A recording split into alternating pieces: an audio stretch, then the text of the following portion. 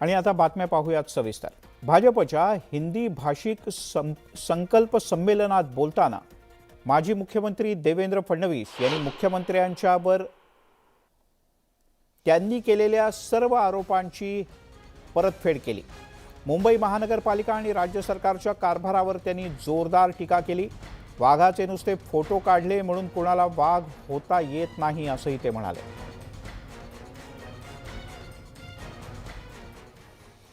आणि थेट जाऊयात, मुख्यमंत्री उद्धव ठाकरे यांनी आनंद दिघे चित्रपट पाहिलाय, त्यानंतर ते बोलतात, माध्यमांशी ऐकूया। सर आवाज नाही ना, प्लीज आवाज नाही, आवाज नाही। ओके रेडी सायलेंस आवाज नाही। सर आवाज नाही। माईक थोडं मागे जा, आवाज नाही येणार, इथे ठेवा ना। एक मिनिट प्रसाद ना। ओके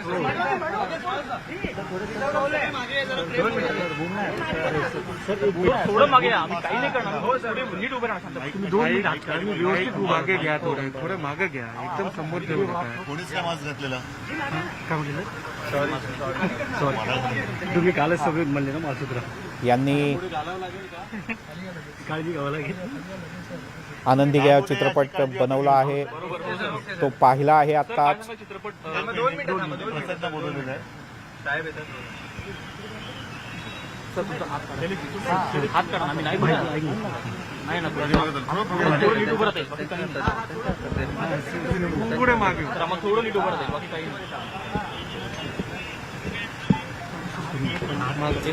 नाही। काळजी घेतो। पकड बाहेरवाला, पकड पकड बाहेरवाला, पकड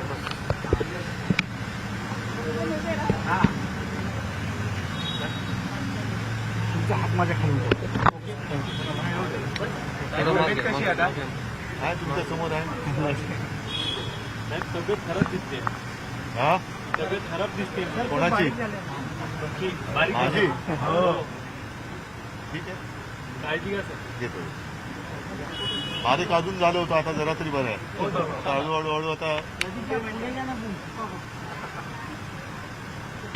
2 मिनिटं थांबा, तो पण लाईट बंद करा ना। लाईट बंद करा, लाईट बंद करा। भाई तू आता थोडा खाली घेतो। मागे कोण आहे?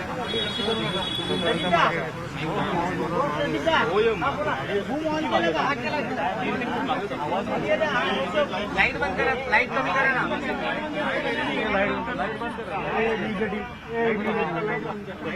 हो हो बंद करा, 5 मिनिटं बंद करा। लाईट बंद कर ना, बंद करा, लाईट बंद करा। 2 मिनिटं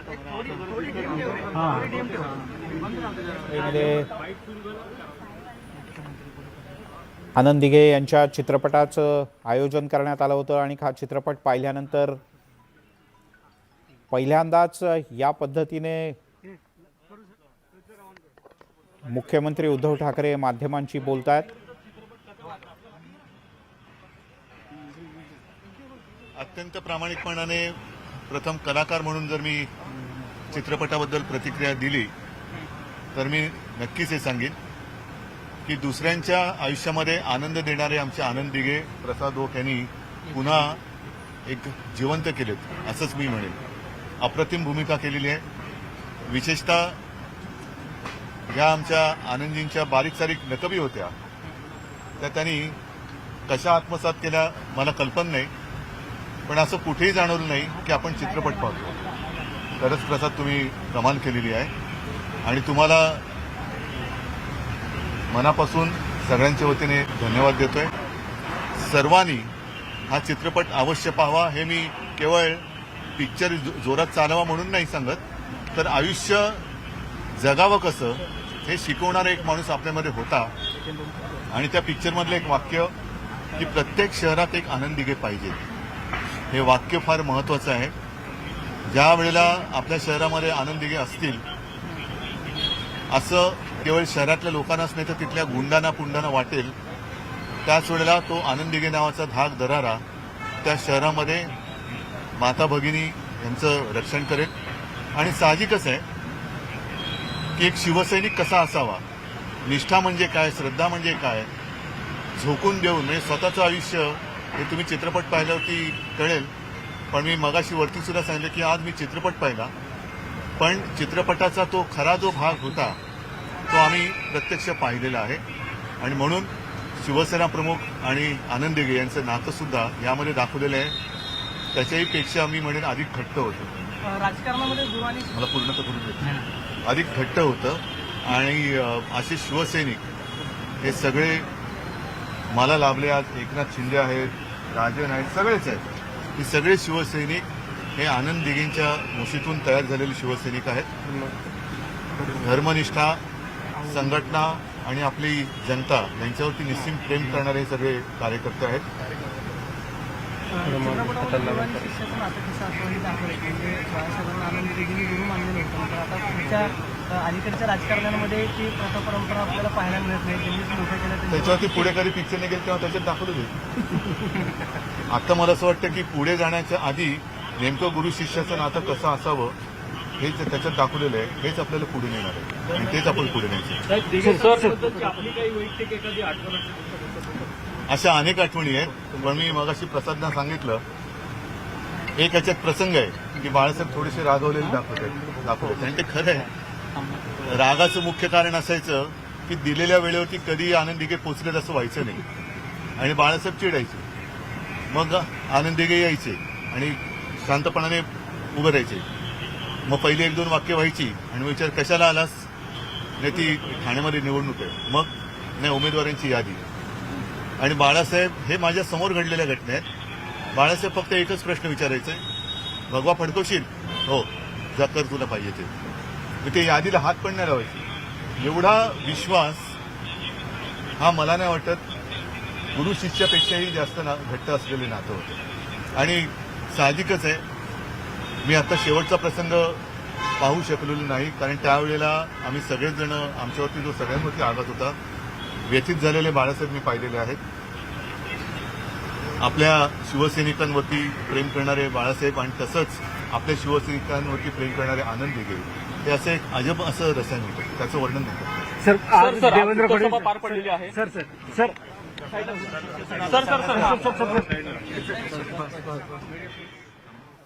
त्यामुळे आनंद दिघे फक्त आनंद दिघे चित्रपटाबद्दल बोलून आणि अभिनयाबद्दल बोलून मुख्यमंत्री उद्धव ठाकरे यांनी पत्रकारांचा निरोप घेतला. पण अन्य कोणत्याही प्रश्नाला उत्तर द्यायला त्यांनी पूर्णतः टाळलं. मुख्यमंत्र्यांकडून आनंद दिघे आणि बाळासाहेब ठाकरे यांच्या नात्याला सुद्धा उजाळा देण्यात आला.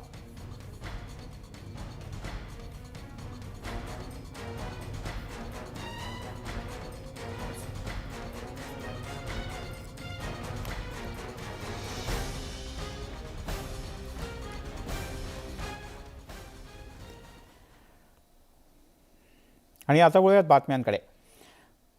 माजी मुख्यमंत्री देवेंद्र फडणवीस यांची जाहीर सभा जी मुंबईत झाली उत्तर भारतीय सेलची, त्यात त्यांनी राज्य सरकारवर आणि शिवसेनेवर खरपूस शब्दात टीका केली. फोटो काढून कोणी वाघ होत नाही त्यासाठी निधड्या छातीनं आव्हानांचा सामना करावा लागतो असा सनसनीत टोला त्यांनी उद्धव ठाकरे आणि शिवसेनेला लगावला. स्वागत करें के विरोधी पक्ष नेता प्रवीण दरेकर जी भी उपस्थित हैं. मैं रेखा राम यादव जी से विनंती. तुम्ही बाबरी पाडल्यानंतर शेपट्या आत घालून बसला होतात आणि तुमची विधभर नाही कित्येक मैल पळापळ झाली होती. ने पटकन बोललेलं बरं, नाही तर तुमचा गैरसमज व्हायचा. तर हे सगळं हनुमान पुत्र बित्र ह्या गोष्टी तुमच्या तोंडात शोभत नाहीयेत. ज्या रिकाम्या थाळ्या तुम्ही त्यावेळेला गो करोना गो म्हणून वाजवल्या त्या थाळ्या आजही रिकाम्या आहेत. त्या अयोध्यामध्ये बाबरी ढाचा पडत होता आणि आम्ही म्हणत होतो लाठी गोली खाएंगे, मंदिर वही बनाएंगे. तेव्हा सांगा शेपट्या कोणी टाकल्या होत्या आणि कुठे टाकल्या होत्या? कोणी टाकल्या होत्या आणि कुठे टाकल्या होत्या? आम्हाला एकदा सांगा उद्धवजी. तिकडे बाबरी ढाचा पाडण्यावरून उद्धव ठाकरे यांनी देवेंद्र फडणवीस यांना टोला लगावला. यावरून सुद्धा फडणवीस यांनी ठाकरेंना जोरदार प्रत्युत्तर दिलं. होतो म्हणे तिकडे. अरे तुमचं वय काय होतं? काय शाळेच्या सहलीला गेलं होतात? काय शाळेची सहल होती का कॉलेजची सहल होती? चला चला चला चला अयोध्येला चला, चला चला चला चला अयोध्येला चला, असं काय होतं की बाबरी बघायला चला? काय तुमचं वय, बोलता किती, करता काय? मग तुम्ही आमच्यावरती जर का शंका व्यक्त करत असाल तर मी तुम्हाला थेट प्रश्न विचारतोय, तो तुम्ही तरी हिंदुत्वासाठी काय केलंय हे आता जनतेला कळून जाऊ द्या, देशाला कळू द्या. तुम्ही काय केलंय हिंदुत्वासाठी? बाबरी तर पाडली नाहीच. तुम्ही जर का देवेंद्र तिकडे खरंच गेला होतात ना, तर नुसता चढायचा प्रयत्न केला असता तरी बाबरी तुमच्या वजनाने खाली आली असती. हे लोकांना श्रमच करावे लागले नसते. देवेंद्र फडणवीस यांनी पाय ठेवला असता तरी बाबरी ढाच्या खाली आला असता. केवढा विश्वास आहे माझ्यावर बघा.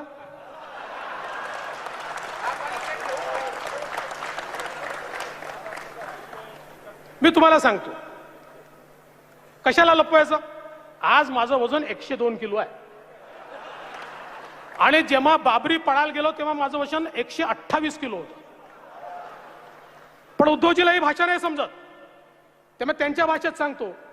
सामान्य माणसाचा FSI जर 1 असेल तर माझा FSI 1.5 आहे आणि बाबरी पडायला गेलो होतो तेव्हा माझा FSI 2.5 होता. पण उद्धवजी तुम्हाला असं वाटतंय माझ्या पाठीत खंजीर खुपसून तुम्ही माझं राजकीय वजन कमी करू शकाल? लक्षात ठेवा, हाच देवेंद्र फडणवीस तुमच्या सत्तेच्या बाबरी ढाच्याला खाली आणल्याशिवाय या ठिकाणी थांबणार नाही. देवेंद्र फडणवीस चुकून बोलून गेले. जे पोटात होतं ते ओठावरती आलं. जी त्यांच्या मालकाची इच्छा आहे ते बोलून गेले की आम्ही मुंबई स्वतंत्र करणार. अहो, तुमच्या मालकासकट तुमच्या 1760 पिढ्या जरी आल्या ना, तरी हा जिवंतपणा जो इकडे मर्द मावळ्यांमध्ये आहे. आणि शिवसेना प्रमुख बोलले होते ते मी पुन्हा बोलतो. मुंबई मराठी माणसाने रक्त सांडून हौतात्म्य पत्करून मिळवलेली आहे. ती आंदण मोडून मिळालेली नाही, मिळवलेली मुंबई आहे.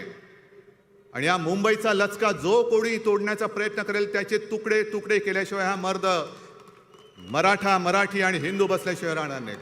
मुंबई वेगळी करणार? अरे मुंबई वेगळी करायची आम्हाला, महाराष्ट्रातनं नाही.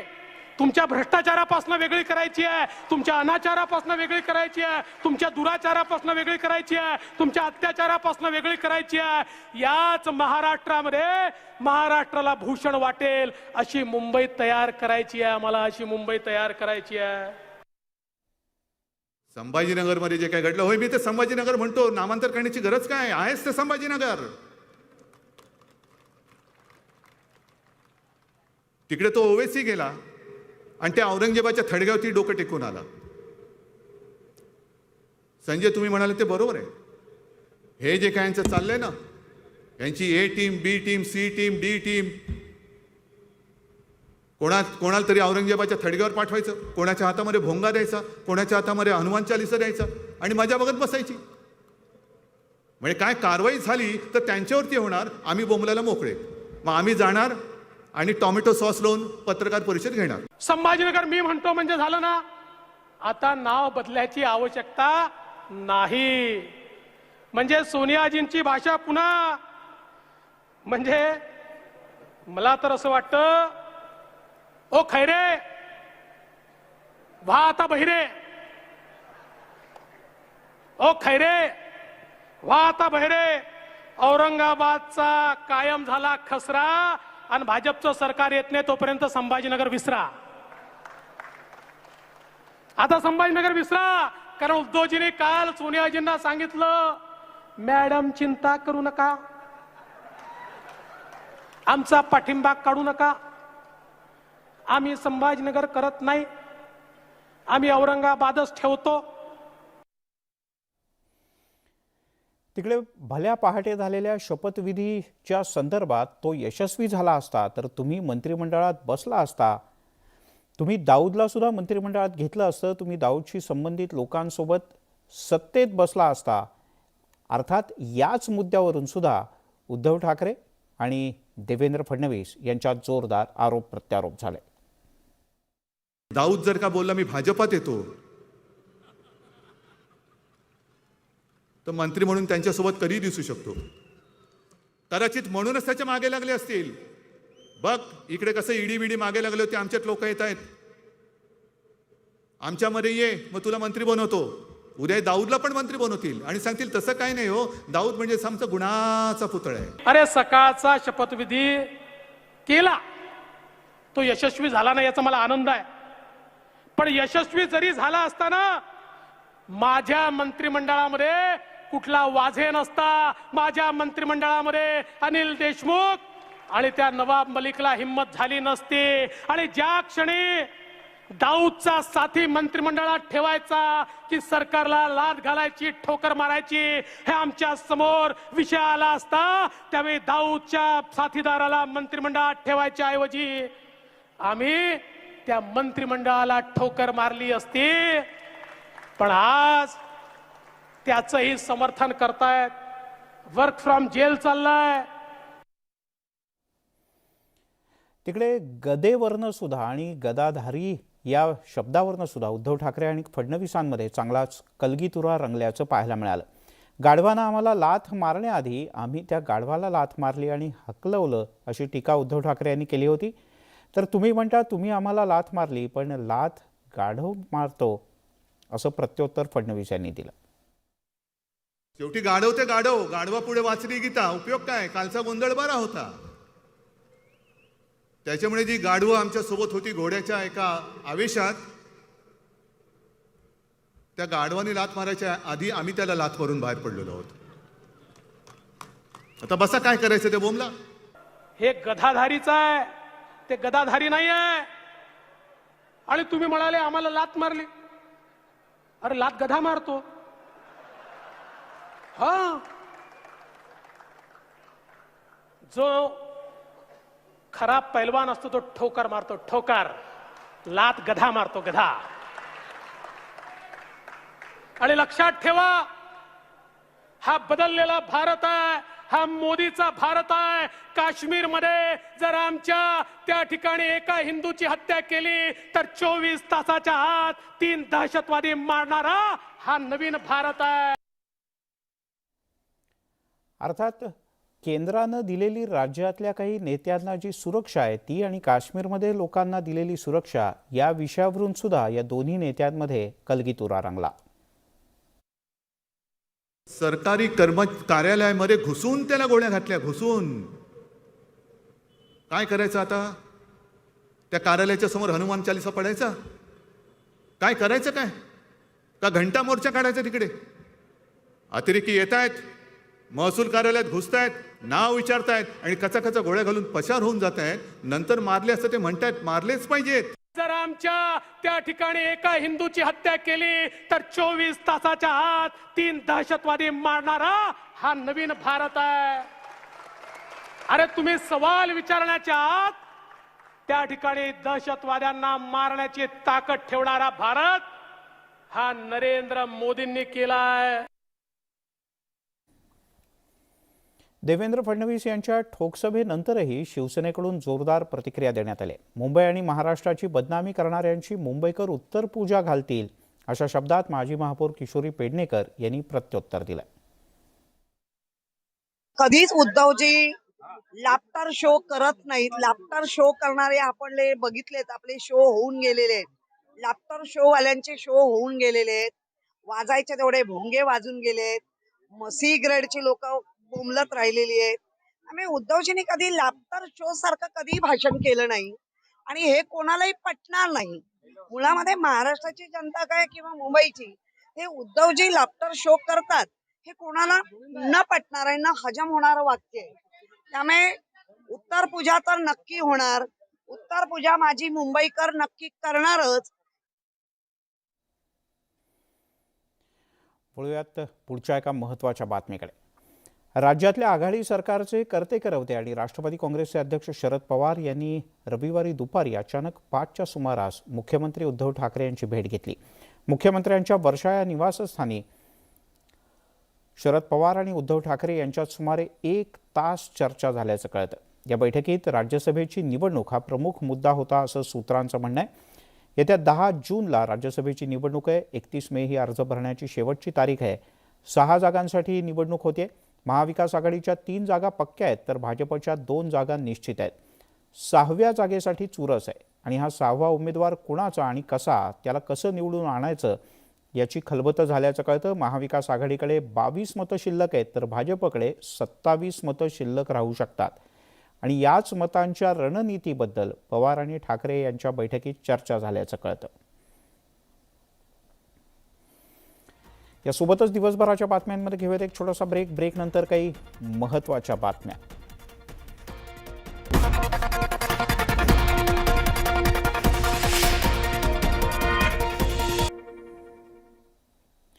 ब्रेकनंतर आपल्या सगळ्यांचं पुन्हा एकदा स्वागत. आणि आता बातमी जयपूर इथे झालेल्या काँग्रेसच्या राष्ट्रीय चिंतन शिबिराची. बऱ्याच कालावधीनंतर काँग्रेसचं राष्ट्रीय स्तरावरचं हे चिंतन शिबिर पार पडलं आणि त्या शिबिरात अनेक महत्त्वपूर्ण प्रस्तावांना मान्यता देण्यात आली. काँग्रेसनं संघटनात्मक बदलाच्या ठरावांना मंजुरी दिली. काँग्रेसमध्ये आता एक कुटुंब एक तिकीट असं धोरण लागू असणार आहे. या नवसंकल्प शिबिरात काँग्रेसनं पक्षांतर्गत विविध मुद्द्यांवर खुलेपणानं चर्चा केली. नवसंकल्प चिंतन शिबिरात काँग्रेसनं एकूण 20 ठरावांना मंजुरी दिली आहे. पक्षात सामान्य कार्यकर्त्यांना संधी देण्यासाठी आणि वाढत्या घराणेशाहीला रोखण्यासाठी काँग्रेसनं काही महत्त्वपूर्ण निर्णय घेतले आहेत.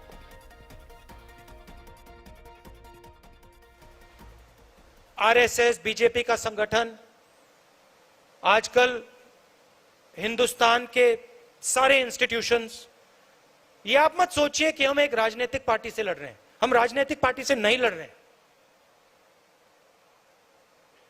राजनीतिक पार्टी सिर्फ एक भाग है. हम हिंदुस्तान के हर इंस्टीट्यूशन से लड़ रहे हैं.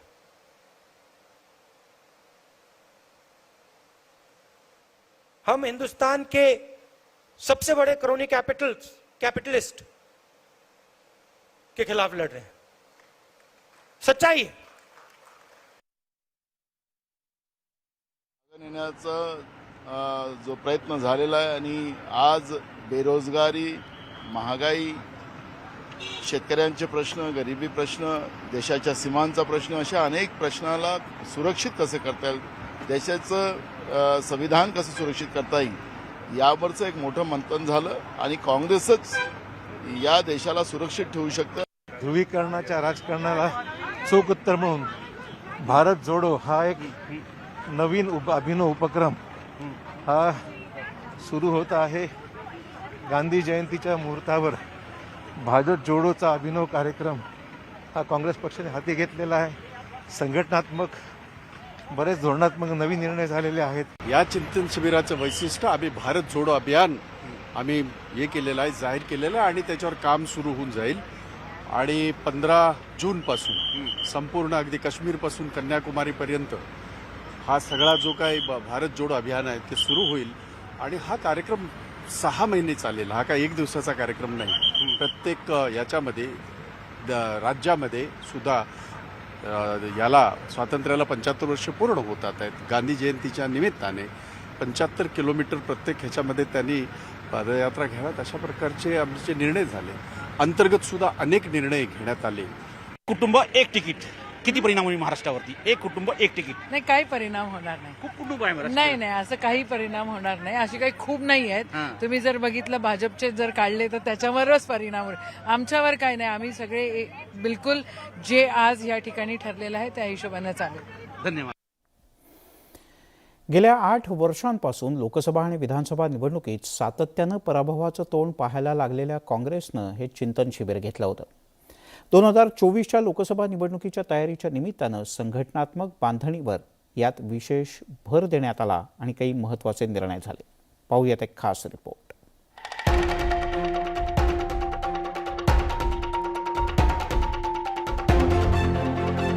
गेल्या 5 राज्यांच्या निवडणुकांमध्ये काँग्रेसचा दारुण पराभव झाला. त्यामुळे येत्या काळात होणाऱ्या निवडणुका कशा लढायच्या, तसंच आगामी लोकसभा निवडणुकीत भाजपला कसं आसमान दाखवता येईल यासाठी राजस्थानच्या उदयपूरमध्ये काँग्रेसचं चिंतन शिबिर आयोजित करण्यात आलं.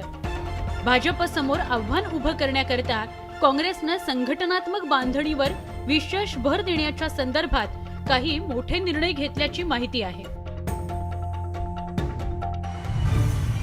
काँग्रेस पक्षाला उभारणीसाठी तरुणांना अधिकाधिक संधी देण्याची शक्यता आहे.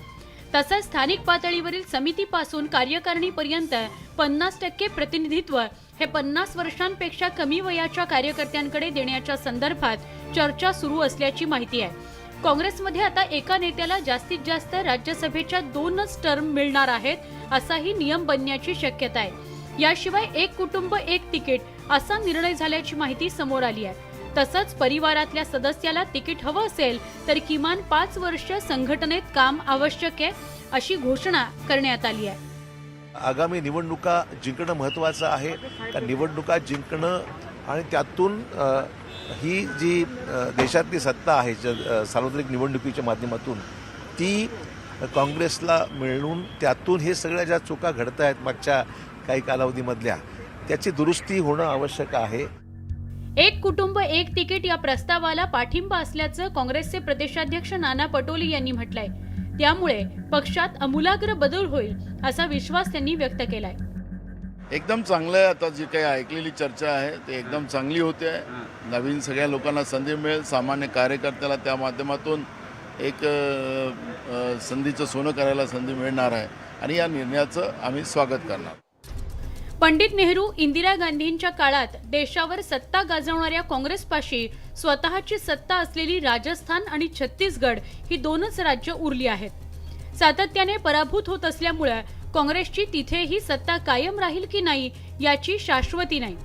या वर्षाखेर हिमाचल प्रदेश, गुजरात तसंच पुढच्या वर्षी कर्नाटक, मध्य प्रदेश, राजस्थान आणि छत्तीसगडच्या विधानसभा निवडणुकांमध्ये आश्चर्याचा धक्का देणारी विस्मयकारक कामगिरी बजावली तरच काँग्रेसला लोकसभा निवडणुकीत मित्र पक्षांमध्ये गमावलेली पत परत मिळवता येईल. प्रशांत लीला रामदाससह bureau report, news 18 Lokmat, Udaipur. अर्थात काँग्रेसच्या कार्यकर्त्यांना अपेक्षित आहे की या चिंतन शिबिरानंतर काँग्रेसमध्ये नवचैतन्य येईल. तिकडे राष्ट्रवादीचे अध्यक्ष शरद पवार यांच्याबद्दल आक्षेपार्ह वक्तव्य केल्याप्रकरणी अभिनेत्री केतकी चितळे अडचणीत आली. तिला पोलिसांनी ताब्यात घेतल्यानंतर आज ठाणे कोर्टात हजर केलं. 18 मेपर्यंत तिला पोलीस कोठडी सुनावण्यात आले.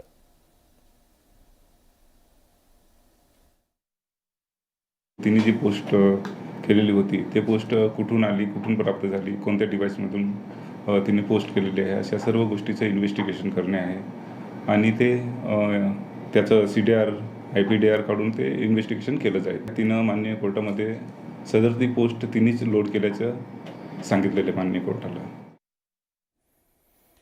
केतकी चितळेनं शरद पवार यांच्या संदर्भात केलेली पोस्ट आणि त्यामुळे तिला झालेली अटक याची चर्चा तर आहेच.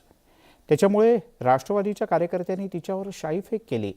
पण या सगळ्याबरोबर नवीन चर्चा सुरू झाली आहे ती तिला झालेल्या एपिलेप्सी या आजाराची.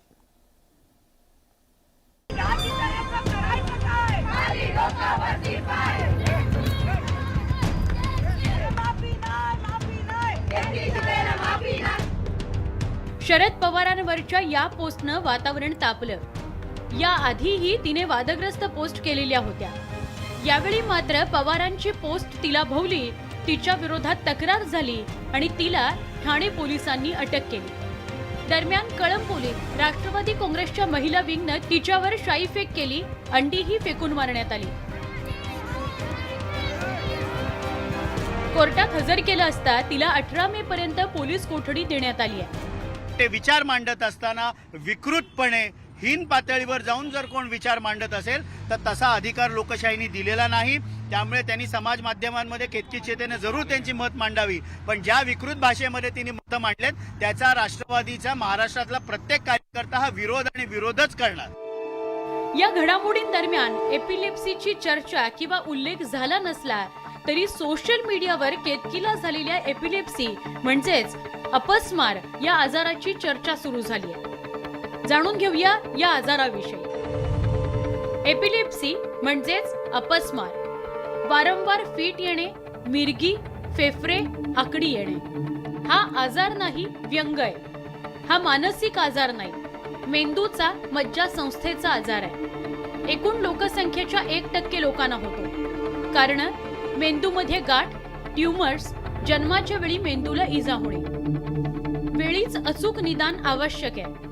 औषधांनी रुग्ण बरा होतो, पण तो बरा नाही झाला तर शस्त्रक्रिया करावी लागते.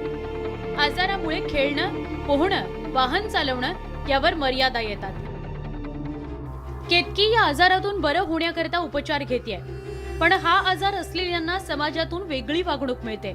अनेकदा त्यांना वेडच ठरवलं जातं. केतकीला या आजारामुळेच सिरियलमधून काढून टाकण्यात आलं असा आरोप तिने केला होता. केतकी सोशल मीडियावर बऱ्यापैकी सक्रिय आहे. तिच्या फेसबुकवर ती पोस्ट करत असते. त्याचवेळी ती तिच्या युट्यूब चॅनलवर एपिलेप्सी संदर्भात जनजागृती करणारे, या आजाराशी कसं झुंजायचं याविषयीचे व्हिडिओ टाकत असते.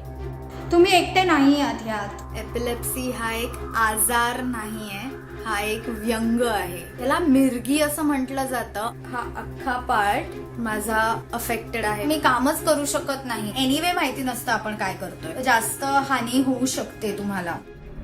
केतकीला एपिलेप्सी झालाय ही गोष्ट आणि तिने केलेल्या पोस्ट याची सांगड घालून तिच्यावर टीका करणं चूक आहे. तिच्या पोस्ट बाबत न्याय व्यवस्था योग्य ती कारवाई करेलच, पण जशी आपण आपल्या आजाराची काळजी घेतो तशीच वादग्रस्त पोस्ट करतानाही प्रत्येकानं काळजी घ्यायला हवी. Bureau report, news 18 Lokmat. बातमी एका अपघाताची. पुणे सोलापूर महामार्गावर अपघातांचं प्रमाण सातत्यानं वाढल्याचं समोर येत आहे. ब्लॅक स्पॉटकडे दुर्लक्ष होत आहे. दुभाजकांची उंची ही अतिशय कमी असल्याचं प्रमुख कारण समोर येत आहे. पुणे सोलापूर राष्ट्रीय महामार्गावर कवडीपाट टोलनाका ते पाटस टोलनाका या दरम्यानचा हा रस्ता.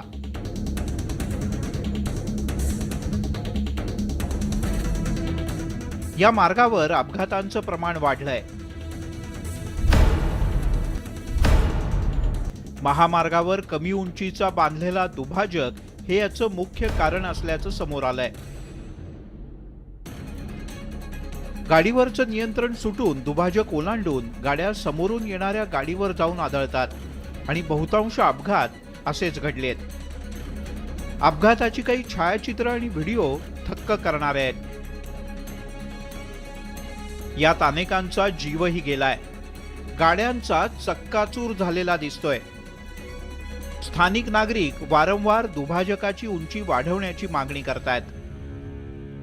या रस्त्यामध्ये जो मधला डिवायडर आहे तो डिवायडरची उंची कमी असल्यामुळे पाठीमागच्या काळामध्ये दोन्ही कदम वॉकर्समध्ये तरुण युवकांचा मृत्यू त्या ठिकाणी झाला. 7 तरुण त्या ठिकाणी मृत्युमुखी पडले. त्याचं कारण फक्त एवढंच होतं की पलीकडच्या बाजूची गाडी अलीकडे येऊन त्या डिवायडरची उंची कमी असल्यामुळं अलीकडे ती गाडी आल्यामुळं त्या गाडीचा ॲक्सिडेंट झाला आणि 7 ते 9 युवकांचा मृत्यू त्या ठिकाणी झाला. महामार्गाच्या बाजूलाच असलेल्या कदमवाक वस्ती या ग्रामपंचायतीनं दुभाजकाची उंची वाढवण्यासंदर्भात अनेकदा पत्रव्यवहार सुद्धा केला, पण याकडे दुर्लक्ष करण्यात आलंय. दरम्यान वेगामुळे आणि पुढे जाण्याच्या स्पर्धेमुळे अपघात होत असल्याचं पोलिसांचं म्हणणं आहे. की जे दुभाजक आहे त्याच्यामध्ये झाडी असणं, उदाहरणार्थ समोरून येणारी जे लाईट आहे समोरच्या वाहनावर जाती, त्याच्यामुळं त्याची थोडीशी उंची पण जास्त पाहिजे आणि त्याच्यात तिथं ते झाडी वगैरे लावायला पाहिजे. या पुणे सोलापूर महामार्गावर कवडीपाट टोल नाका, कदमवाक वस्ती, लोणी काळभोर, उरळी कांचन आणि यवत हे ब्लॅक स्पॉट आहेत. त्यांच्याकडे राष्ट्रीय महामार्ग प्राधिकरणानं लक्ष देण्याची गरज आहे. अन्यथा अपघात असेच होत राहणार आणि जीवितहानी सुद्धा. स्थानिक लोकप्रतिनिधी नागरिकांच्या या तक्रारींकडे लक्ष देणार का, हा मुद्दा सुद्धा उपस्थित होतो. डिवायडरची उंची कमी असल्याने अपघाताचं प्रमाण वाढलेलं आहे आणि या सगळ्यामध्ये अधिकाऱ्यांचं दुर्लक्ष केलं जाते असा स्थानिकांनी आरोप केलेला आहे. त्यामुळे येणाऱ्या काळामध्ये हे जर डिवायडरची उंची वाढवली नाही तर याला जबाबदार कोण असा सवाल आता ग्रामीण भागातील नागरिक विचारू लागले. कॅमेरा पर्सन वाजिद बागवानचं सुमित सोनोने, न्यूज 18 लोकमत, दौंड. खानदेश म्हणजे 8 महिने उन्हाचे. जर का तुम्हाला भटकंती करायची इच्छा झालीस तर अंमळनेरमध्ये असं एक ठिकाण आहे मंगळ ग्रहाचं, की मंगळाची दशा असलेले अनेक जण प्रभाव कमी करण्यासाठी इथे येतात, पण सोबतच मंदिर संस्थाननं भटकंतीसाठी सुद्धा इथे खास आणि उत्तम व्यवस्था केली.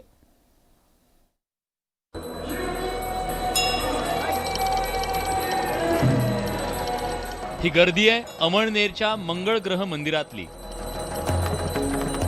हे भारतातलं दुसरं मंगळ ग्रहाचं मंदिर आहे.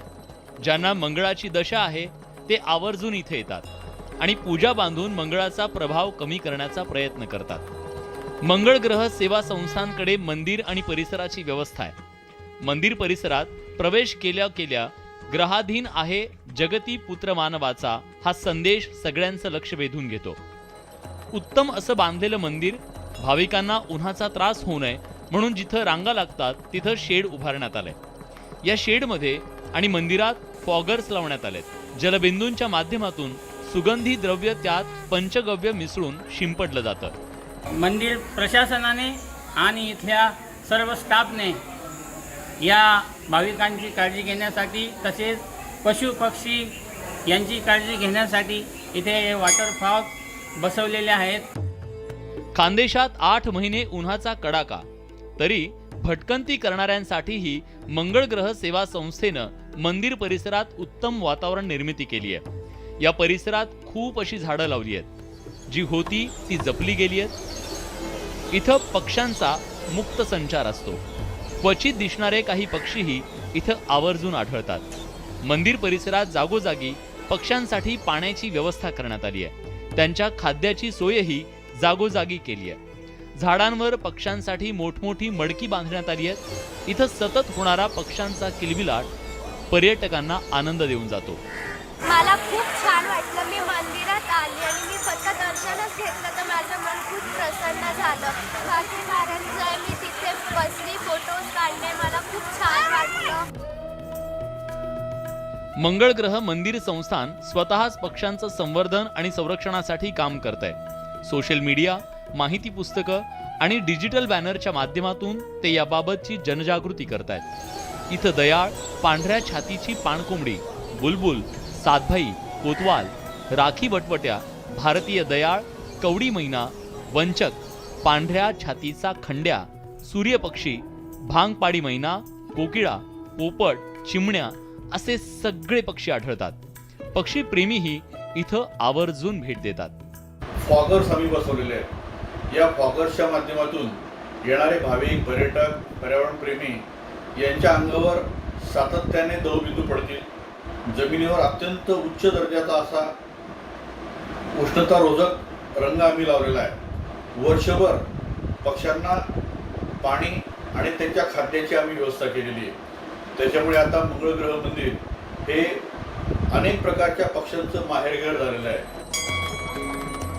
मंगळाच्या दशेनं चिंतित असलेल्यांना दर्शन घेऊन आणि या वातावरणामुळे मनःशांती मिळत असेल हे नक्की. पण महाराष्ट्रभरात लाखो मंदिरं आहेत ज्यात मंगळ ग्रह मंदिरानं आणि संस्थांनं तयार केलेल्या वातावरणानं एक वेगळेपणा जपल्याचा प्रत्यय येतो. नितीन नांदुरकर, न्यूज 18 लोकमत, जळगाव. यासोबतच दिवसभराच्या बातम्यांमध्ये घेऊयात एक छोटासा ब्रेक. सर्व प्रकारच्या ताज्या अपडेट्ससाठी news18lokmat.com या आमच्या वेबसाईटला लॉग ऑन करा. फेसबुक, ट्विटरवर आम्हाला फॉलो करा. आमच्या यूट्यूब चॅनलला सबस्क्राईब करा. आणि ब्रेकच्या नंतर काही राष्ट्रीय, आंतरराष्ट्रीय आणि क्रीडा जगतातल्या बातम्या.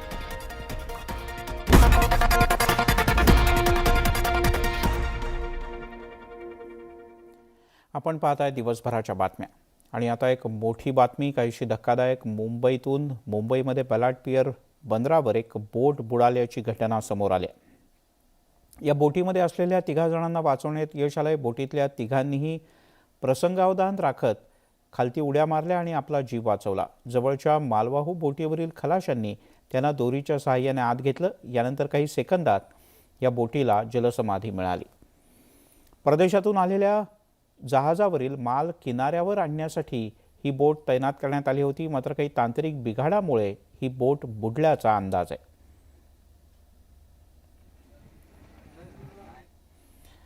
बातमी एका विचित्र अपघाताची.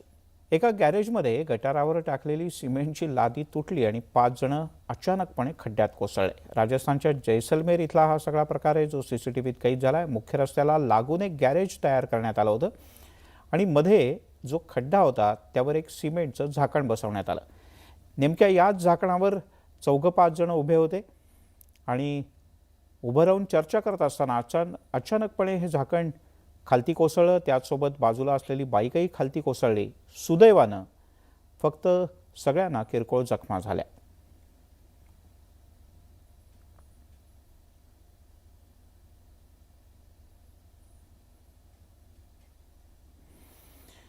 तिकडे आसाममध्ये संततधार पावसामुळे जनजीवन खूप मोठ्या प्रमाणात विस्कळीत झालंय. इथल्या दिमा हसाओ या जिल्ह्यामध्ये पावसामुळे 12 गावांमध्ये दरड कोसळल्याची माहिती मिळते. याशिवाय इतरही अनेक भागात पाणी साचून पूरजन्य परिस्थिती आहे. हाफलांग, दिमा हसाओ इथे मोठ्या प्रमाणात भूस्खलन झालंय. यात एका महिलेसह 3 जणांचा मृत्यूही झाला. अनेक भागात रस्ते वाहून गेल्याच्या घटना आहेत. पुरामुळे दक्षिण आसाममधल्या लुमडिंग आणि बरतपूर या भागात रुळाखालची माती बऱ्याच ठिकाणी वाहून गेले. 2 प्रवासी गाड्या देखील या पुरात अडकून पडलेत. त्यांच्या सुटकेसाठी बचाव पथकं तातडीनं तैनात करण्यात आले. तर अन्य ठिकाणी अडकलेल्या नागरिकांसाठी भारतीय हवाई दलाची सुद्धा मदत घेतली जाते.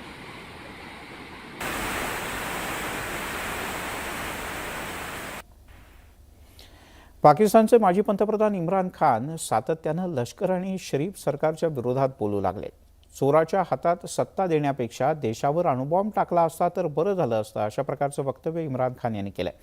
या चोरट्यांनी सत्तेत आल्यानंतर प्रत्येक संस्था आणि न्यायव्यवस्था उद्ध्वस्त केली आणि आता या गुन्हेगारांची चौकशी कोणता अधिकारी करणार असा प्रश्न त्यांनी उपस्थित केला. इम्रान खान यांनी आपल्या बेताल वक्तव्यांनी देशातील संस्थांना लक्ष्य करून पाकिस्तानी जनतेच्या मनात विष पेरलंय असं पंतप्रधान शहबाज शरीफ म्हणाले. सत्तेतून हकालपट्टी झाल्यानंतर पाकिस्तानचे माजी पंतप्रधान इम्रान खान हे सध्या अस्वस्थ आहेत आणि सातत्यानं लष्कर आणि शरीफ सरकारच्या विरोधात ते बोलत असतात. तिकडे पाकिस्तानच्या पेशावरमधून एक धक्कादायक बातमी. इथे शीख समुदायाच्या 2 जणांची अज्ञातांनी हत्या केली. कुलजीत सिंग आणि रणजीत सिंग अशी मृतांची नावं आहेत. अज्ञातांनी या 2 जणांची गोळ्या घालून हत्या केली. दोन्ही दुकानदार हे रसबन परिसरातल्या मार्केटमध्ये मसाले विकायचं काम करायचे. त्यांचं छोटं दुकान होतं. पाकिस्तानात अल्पसंख्याक समाजावर गेल्या काही काळात हल्ल्यांमध्ये वाढ झाली. आत्तापर्यंत या प्रकरणात कोणालाही अटक करण्यात आलेली नाही. पाकिस्तानचे परराष्ट्र मंत्री बिलावल भुत्तो झरदारी यांनी पेशावरमध्ये झालेल्या या हत्येबद्दल चिंता व्यक्त करून त्याचा निषेध केला. पेशावरमध्ये जवळपास 15,000 शीख धर्माचे लोक राहतात. चीन सध्या अँटीशिप बॅलिस्टिक मिसाईलची चाचणी करत आहे. काही सॅटेलाईट इमेजेसमधून ही धक्कादायक बाब समोर आली आहे. चीन टकलामाकान या वाळवंटातील शिनजियांगच्या ग्रामीण भागात ही चाचणी करण्यात आली. हाती आलेल्या फोटोनुसार वाळवंटाच्या पूर्वेकडच्या काठावर मिसाईलच्या प्रक्षेपणाची तयारी झाल्याचं सुद्धा स्पष्ट दिसतंय. हाती आलेल्या पुराव्यांवरून चीन बॅलिस्टिक मिसाईलची चाचणी करत आहे. अमेरिकेच्या नेव्हल इन्स्टिट्यूटच्या मते या हायपरसॉनिक अँटीशिप बॅलिस्टिक मिसाईल्स हे युद्धनौकेसाठी सगळ्यात धोकादायक आहेत आणि चीन सध्या त्याच्याच दृष्टीने मोठी तयारी करत आहे.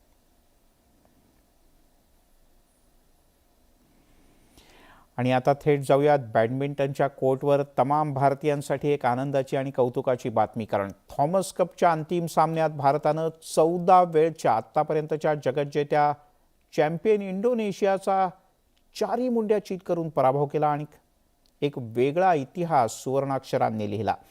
भारतानं पहिल्यांदाच बॅडमिंटनमधली ही मानाची ट्रॉफी जिंकली. भारतानं इंडोनेशियाचा 3-0 असा पराभव केला. अंतिम फेरीच्या पहिल्या सामन्यात लक्ष्य सेननं भारताला 1-0 अशी आघाडी मिळवून दिली. लक्ष्यनं अँथनीचा 8-21, 21-17, 21-16 असा पराभव केला. सात्विक साईराज आणि चिराग शेट्टी या दोघांनी आपापल्या प्रतिस्पर्ध्यांवर विजय मिळवला. भारतीय जोडीनं हा सामना 18-21, 23-21 आणि 21-19 असा जिंकला आणि 2-0 अशी आघाडी मिळवून दिली. यानंतर भारताचा अनुभवी बॅडमिंटनपटू किदंबी श्रीकांत यानं 8व्या क्रमांकाचा खेळाडू जोनाथन क्रिस्टीवर सरळ गेममध्ये 21-15 आणि 23-21 असा जबरदस्त विजय मिळवून दिला आणि भारताला पहिल्यांदाच थॉमस कपचा चॅम्पियन बनवलं. पंतप्रधानांचं देशभरातून या टीमवर कौतुकाचा आणि अभिनंदनाचा वर्षाव होतोय. क्या बात आहे. त्यामुळे अशा छान बातमीसोबतच आपण या बुलेटिनमध्ये इथे थांबूयात. सोमवार आहे, उद्यापासून एका नवीन आठवड्याची सुरुवात आहे आणि याच चांगल्या बातमीनं म्हणूनच आपण या बुलेटिनचा समारोप केला. एका नवीन ऊर्जेसह तुम्ही आठवड्याची सुरुवात करा. आता इथेच थांबूयात. पाहत राहा न्यूज 18 लोकमत.